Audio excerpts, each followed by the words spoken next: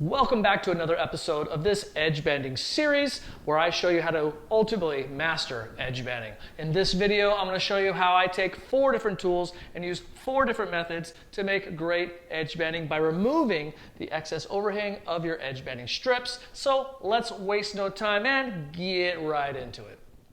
With this method, we're going to use a file just to take off the trimming of the edge banding. You want to get a file that has a straight edge, not one that's tapered. I feel like these work better. So follow along. We're going to start off by taking off just the edge here, just the corner. Now this piece has a lot of overhang and that'll help you get a better visual of what's going on here.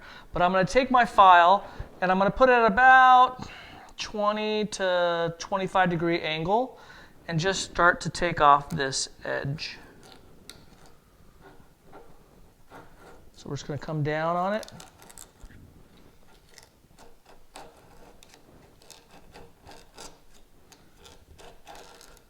I think you can see why I find this to be one of the more satisfying ways of doing this.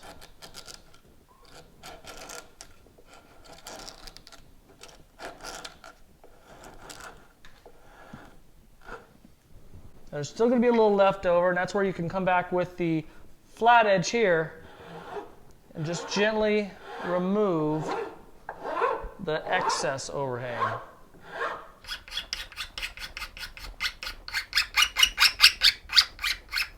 I'm still keeping it at that 20 to 25 degree angle.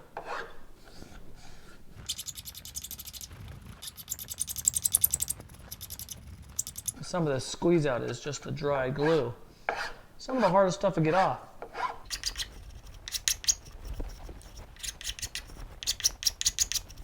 Now that is a nice smooth edge, all done with a file. With this other method, we're going to use just a straight edge razor, basically. X-Acto knife, utility knife, whatever you want to call it, to trim off this excess. So one way of doing it is the upside down method. Now come in close here because the overhang here is very, very small. Make sure you have a new razor, but you can really do this with a semi-sharp one as well. Just prefer to have it as sharp as can be. All you got to do is just bring along this line. You don't even need to press hard. We're just going to score it.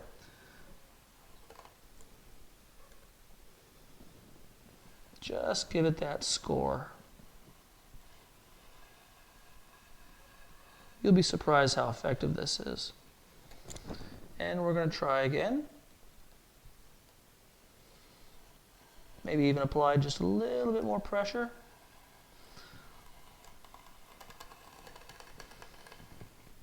I think we may have got most of it off on this. We'll help it along a little bit more.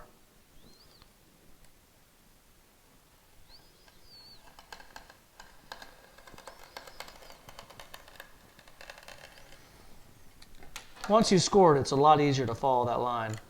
And there you go, look at that. That thin of a piece. That's pretty darn good. With a little bit of sanding, it'll be nice and smooth and have a great transitions. All done with just that little knife. Now if you're in a pinch and you can't do the upside down method because of wherever you are in your project, you can even do it this way. It's not as clean of a method, but in a pinch, and a steady hand, you could probably do it. All right, this takes a little more skill, but wish me luck. I really think it comes down to what angle you can look at it.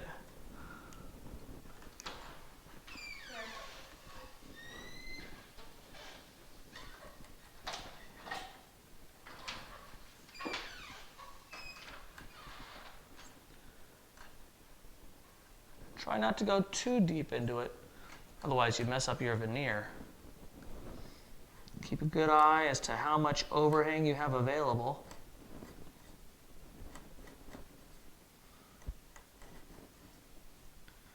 Find a grip that works for you.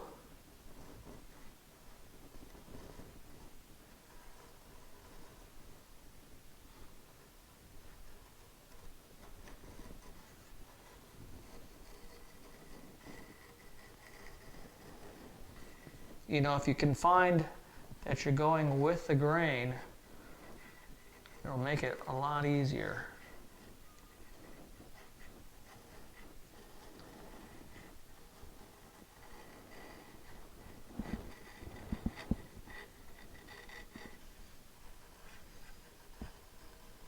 come back and get some of these areas that I didn't get close enough on.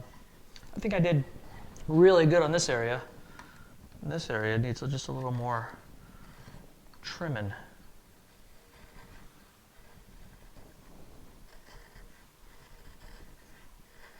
And you can feel where the lip is. I'll tell you exactly where to go. A little bit of sanding and boom, there you have it. And that is how you do it with a straight edge razor like this. Another option, can you remove the overhang with a simple sanding block? I got 220 grit here, and let's see how this goes. I'm gonna go vertical, apply pressure.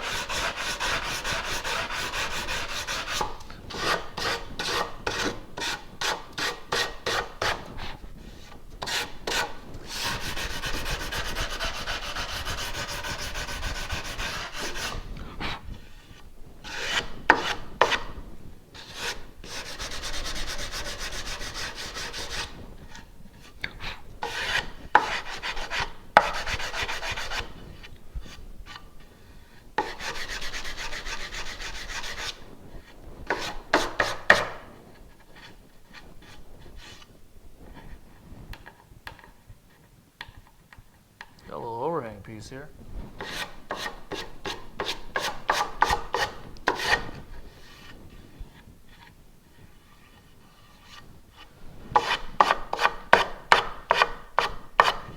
Sometimes that glue gets off.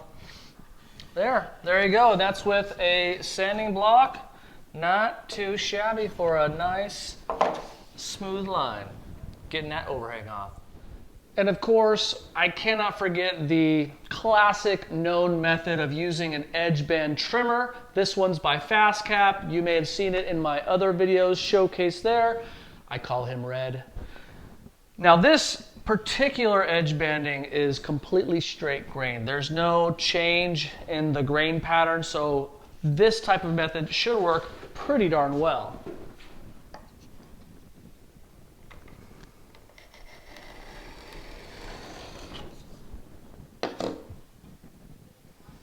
And just like that, Red did a real good job. So this can be a very effective tool, although I have my gripes about it.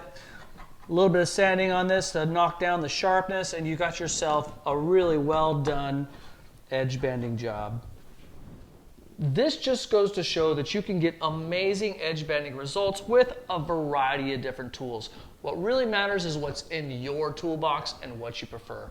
It's my opinion that neither of these tools are ultimately superior than the other. What matters is that you know how to use what's in your toolbox. And if you want to learn what's in your toolbox and how to use it well, then I suggest you check out this next video right here in our edge banding series, where I give you 16 rapid fire edge banding tips to improve your overall edge banding. Thanks for watching. See ya!